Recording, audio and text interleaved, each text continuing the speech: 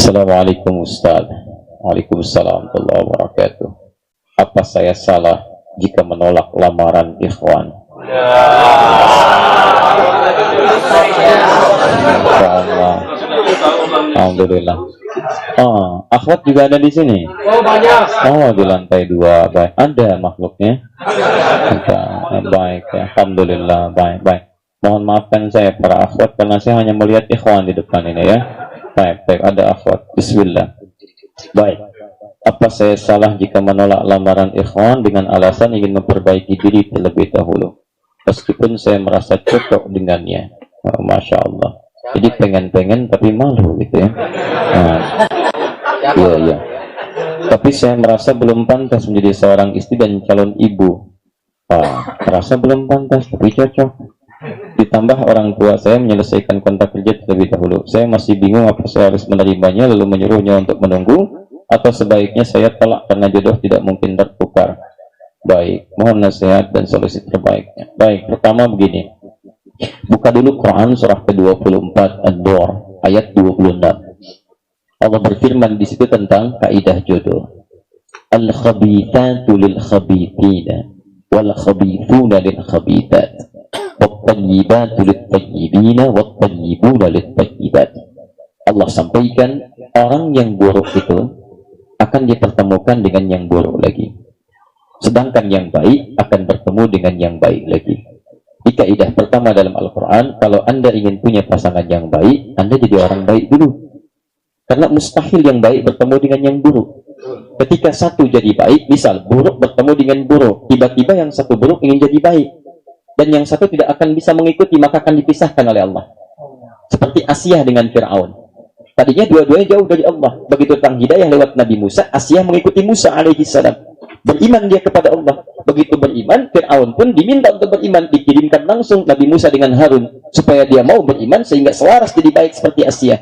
Turun Quran surah ke-20 ayat 43 sampai 44 mengisahkan kisah itu. Ya, idhaba ila fir'auna innahu tagha. Musa dan Harun pergilah kepada Fir'aun. Dia sedang mulai sombong, menyimpang dengan kedudukannya. Menyimpang dengan kedudukan disebut dengan tagha. Menyimpang dengan harta disebut dengan bagha. Makanya Qarun disebut bagha. Fir'aun disebut tagha. Quran surah ke-28 ayat 76. Inna Qaruna kana min qaumi Musa fabagha alaihim. Paling kiri sebelah bawah. Jadi ketika Allah kirimkan Musa dengan Harun untuk memberi hidayah dengan izin Allah pada Fir'aun, diminta Fir'aun berubah. Cuman dia tidak mau. Ketika tidak mau berubah, dipisahkan oleh Allah Fir'aun dengan Asiyah sampai dengan hari kiamat, ya, sampai kiamat. Nuh alaihissalam, Nabi Rasul, orangnya baik, soleh, istrinya kurang baik, diminta diberi hidayah, tidak mau juga ikut, dipisahkan sampai dengan kiamatnya. Demikian Nabi Lut alaihissalam, musuhnya adalah bagian dari keluarganya, diminta jadi baik, gak mau, dipisahkan sampai dengan akhiratnya. Paham sampai sini? Tapi yang baik-baik, yang tadinya tidak baik, diajak baik, banyak di masa Nabi Muhammad SAW. Ya, Umar bin Khattab itu musuh Nabi awalnya, ingin membunuh Nabi. Ketika didoakan oleh Nabi, nah ini, kalau ada yang kasar, jangan dicela, doakan. Mudah-mudahan dengan doa itu jadi baik. Jadi baik, ya. Nah, tiba-tiba jadi baik, jadi teman. Sama, ini antum, lihat juga calonnya. Kalau demikian, misalnya calonnya itu baik, terlihat saleh, baik, tidak macam-macam, berarti dalam diri Anda ada kebaikan. Ada kebaikan. Karena mustahil Allah hadirkan orang baik kepada orang yang tidak baik. Kecuali untuk merubah Anda jadi baik. Bukan untuk mempertahankan keburukan Anda. Jadi jangan menyimpulkan kalau datang orang saleh yang laki-laki, jangan menyimpulkan saya tidak pantas baginya. Barangkali itu anugerah dari Allah. Anugerah dari Allah, kalau Anda kurang baik akan dinaikkan jadi anak yang lebih baik lagi. Kalau Anda baik maka dipertemukan dengan yang baik lagi. Tapi dari mana ukuran kebaikan itu bisa dilihat? Jangan dengan persepsi. Jangan dilihat pakai peci, pakai sorban. Ini pasti orang baik. Begitu menikah lepas pecinya, lepas sorbannya. Lepas sholatnya, lepas segalanya. Itu yang paling bahaya. Jelas ya? Maka muncullah kemudian Quran surah ke-49 ayat ke-13. Inilah ikhtiar untuk bisa menguji apakah dia baik, cocok atau tidak. Apa di antara ujiannya? Perhatikan kalimatnya. Ya ayyuhan nas. Quran surah 49 ayat 13. Inna khalaqnakum min dzakarin wa untha. Kami ciptakan pasangan kalian dari laki-laki dan perempuan. Jadi harus dilihat. Tadi betul ikhwan, dia akhwat, ya kan? Awas, bukan ikhwan ketemu ikhwan. Nggak bisa ya. Dzakar dan untha. Lihat. Saya suka sama dia. Dia kan soleh, luar biasa. Yang suka laki-laki, ya suka lagi laki-laki aja tepat. Jangan diterima yang seperti itu, buruk ya. Nah, waja'alnakum syu'uban wa qabail. Kami pisahkan kalian dari tempat-tempat yang berbeda. Apa tujuannya? Ini kuncinya. Li ta'arafu. Lam bil ghaya wal hajah. menunjuk pada tujuan dan kebutuhan. Ada yang butuh, tujuannya apa? Ta'aruf dari kata arafa pakai ta dan alif. Kalau arafatnya tahu, pakai ta, berusaha untuk tahu, pakai alif, saling berusaha untuk saling mengetahui. Jadi kalau Anda ingin lihat benar-benar dia cocok dengan Anda atau tidak, maka ta'aruf kata Quran.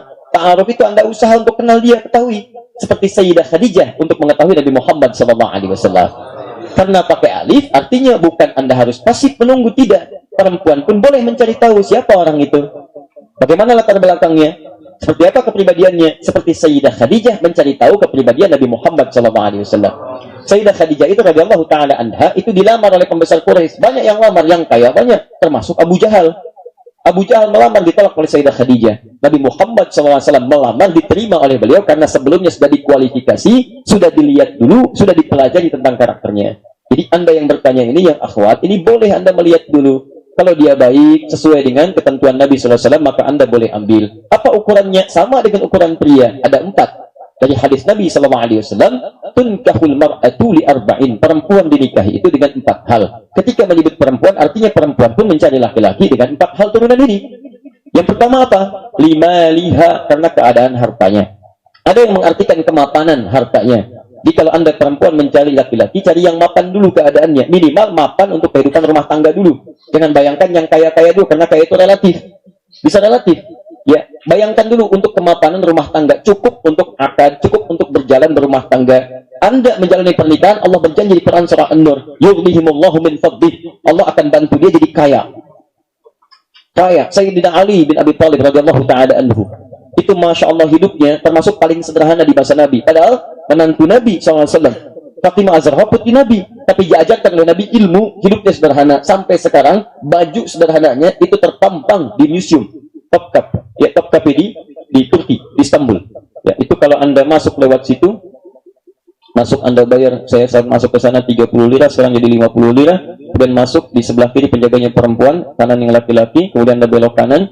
10 meter dari situ ada penjaga laki-laki, dia pakai pakaian loreng dan baretnya baret merah, dia jaga dengan posisi di atas seperti ini. Anda belok kiri, Anda lurus, kemudian jalan Anda sekitar 300 meter, dari situ Anda masuk, ada kemudian tulisan di atas berwarna hijau, Anda lurus kemudian belok kiri, dari belok kiri itu Anda akan menemukan miniatur dari Ka'bah, yang satu berbentuk kemudian kunci Ka'bah, mizab Ka'bah, kemudian lukisan Ka'bah. Anda belok kiri, di situ ada tempat-tempat peninggalan Rasulullah SAW termasuk janggut dan sebagainya. Anda belok kanan, begitu belok kanan Anda akan langsung menemukan sebelah kanan pedangnya Sayyidina Ali bin Abi Thalib, sebelah kirinya pakaiannya Sayyidah Fatimah Az-Zahra. Orang paling sederhana, hidupnya sangat sederhana, tapi kesederhanaannya diabadikan oleh Allah dalam bentuk pakaiannya abadi sampai sekarang, kelihatan. Jadi hidup itu, kaya itu bisa relatif. Kaya hati kadang lebih penting dibandingkan dengan kaya harta. Kaya hati membuat cinta lebih bersemi, cinta lebih lurus. Ya, hati lebih luas, hati seluas samudra. Kalau hati sudah luas, masalah apapun bisa ringan. Coba bayangkan gini, ya, maaf ya, saya agak lompat sedikit ya, dengan sebuah kisah. Ada seorang pemuda datang kepada seorang kakek, dia mengeluh banyak persoalan. Kata kakek itu, kamu ayo ikut saya. Kakeknya mengambil segenggam garam, dan datang ke sebuah danau yang airnya sangat luar biasa, enak.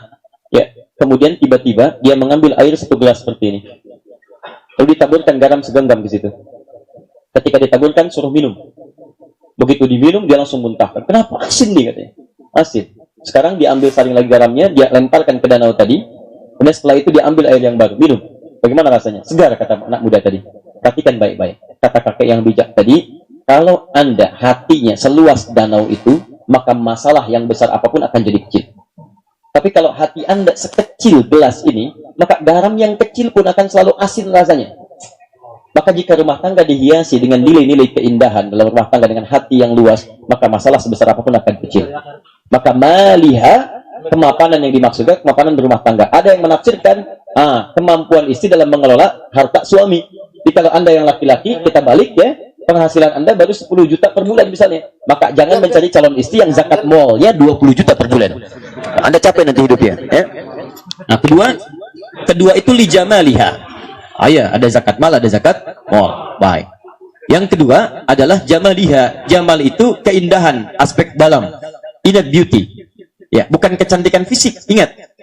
Kalau cantik fisik itu relatif. Kata orang cantik relatif. Kalau jelek mutlak ya. Tapi kan itu relatif keadaannya. Perhatikan baik-baik. Kecantikan itu ada yang disebut dengan jamalah. Kalau sudah melekat pada pribadi orang, jadi fisik, jadi jamilah. Perempuan jamilah, laki-laki jamil. Misal ada yang namanya Saiful, sifatnya ganteng, jadi jamil, Saiful jamil. Ya. Perempuan jamilah, namanya Mulan, kan? Sifatnya jamilah, maka disebut Mulan jamilah, misal, kan? Tapi kalau kecantikan sifatnya dari dalam, walaupun wajah kelihatan biasa, tapi ada pesona dari dalam, disebut dengan jamalah. Nah kata Nabi, kalau anda laki-laki mencari perempuan, perempuan cari laki-laki, maka cari yang aura kebaikannya tampak sehingga bisa memberikan ketenangan pada anda. Lihat wajahnya, anda tenang, gitu kan? Lihat karakternya, anda nyaman. Anda kenal dengan Sayyidah Khadijah? Masya Allah, luar biasa. Baik. Cantik mana Sayyidah Khadijah dengan Sayyidah Zainab? Cantik mana Khadijah dengan Zainab radhiyallahu ta'ala anhuma? Sudah pernah lihat? Baik, Sayyidah Zainab itu radhiyallahu ta'ala anha diriwayatkan kalau kelihatan oleh mata, maksudnya ini ibarat saja. Kelihatan mata sulit berkedip, ya. Kemudian maaf, wajah sulit berpaling, cantik. Karena itu ketika Nabi menikah dengan beliau radhiyallahu ta'ala anha, difitnah oleh orang-orang pada saat itu Nabi hanya ingin mencari pesona saja. Padahal itu tidak benar. Karena tidak melahirkan berbagai hal-hal tertentu dibandingkan istri yang lainnya. Bandingkan dengan Sayyidah Khadijah. Mungkin kecantikannya kita belum pernah lihat, Allah Ta'ala alam. Tapi yang mau saya sampaikan di hadis riwayat Al-Bukhari, hadis 4 sampai dengan 5, riwayat Sayyidina Jabir radhiyallahu ta'ala anhu, itu dilukiskan bagaimana cantiknya beliau dalam arti cantik pesona akhlaknya. Nabi menerima wahyu setelah periode Iqra itu, wahyu diterima, naik ke Gua Hira. Begitu di Gua Hira setelah Iqra, ya, itu belum turun, Pak, teman-teman, ikhwan, akhwat di atas. Jadi begitu turun ke bawah, siang bolong, siang, baru ada panggilan, Muhammad, Muhammad. Nabi tengok kanan kiri nggak ada orang, depan belakang kosong. Begitu lihat ke atas ada makhluk, kata Nabi, duduk antara langit dan bumi, duduknya, duduk, panggil. Sedangkan Nabi belum pernah lihat malaikat Jibril dalam rupa aslinya sebelumnya. Waktu Iqra itu masih menyamar jadi laki-laki. Apa yang terjadi saat itu? Masya Allah. Gini ilustrasinya. Namanya siapa? Mustafa. Masya Allah. Mustafa keluar siang-siang tadi Masjid Al-Huda. Jam 2. Kosong. Tiba-tiba begitu keluar di depan. Mustafa. Lihat kanan kosong. Kiri nggak ada orang. Depan belakang kosong. Begitu lihat ke atas. Makhluk seperti duduk. Rambut agak panjang, jubah putih, Mustafa, Masya Allah. Bagaimana responnya? Sudah. Mustafa dalam, nggak ada, lari itu. Kata Nabi, fara'ibtu minhu, saya takut sampai bulu kuduk naik. Ra'ibah itu bulu kuduk naik, takut dan lari beliau. Jadi takut itu wajar, yang tidak wajar itu larut dalam ketakutan. Ya, larut dalam ketakutan. Kalau larutan masih boleh lah, ya, rasa jambu, rasa celi dan sebagainya masih ada di sini. Larut dalam ketakutan, lari beliau sampai ke depan pintu. Begitu dibuka pintu, lihat wajah Sayyidah Khadijah, lihat wajah istri, hilang setengah masalah. Takutnya setengah hilang. Melihat wajah istri setengah masalah hilang. Kata Nabi, zammiluni, tolong selimuti saya.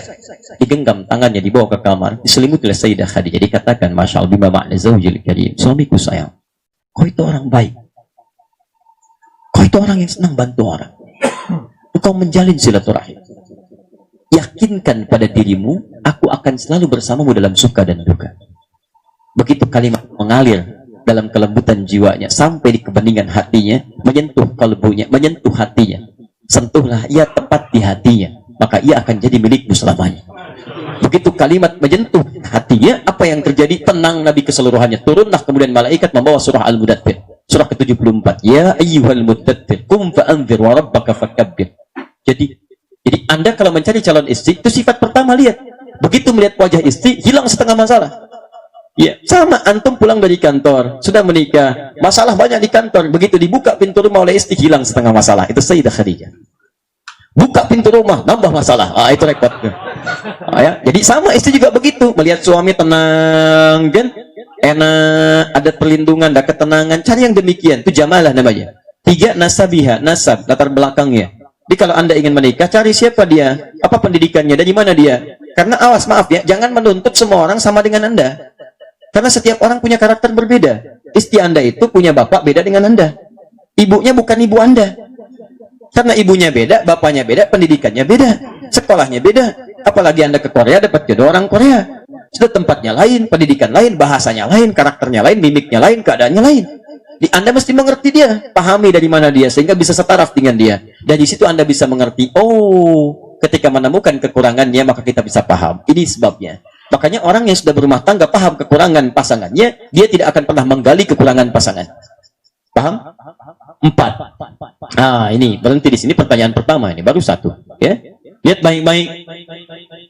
Diniha, pilih yang agamanya bagus. Fadfar bidatid dini taribat yada. Pilih yang keempat, maka yang 3 akan mengikuti. Anda akan jadi orang beruntung. Jadi kalau Anda cari pasangan yang akhwat ditanyakan, pastikan dulu agamanya bagus. Kalau dia bagus, segalanya bagus. Setelah itu, Anda diskusi dengan baik, sampaikan pada orang tua. Kalau orang tua ada kesepakatan, perkenalkan dia dengan baik, lalu di situ dikomunikasikan. 3 masalah komunikasi saja.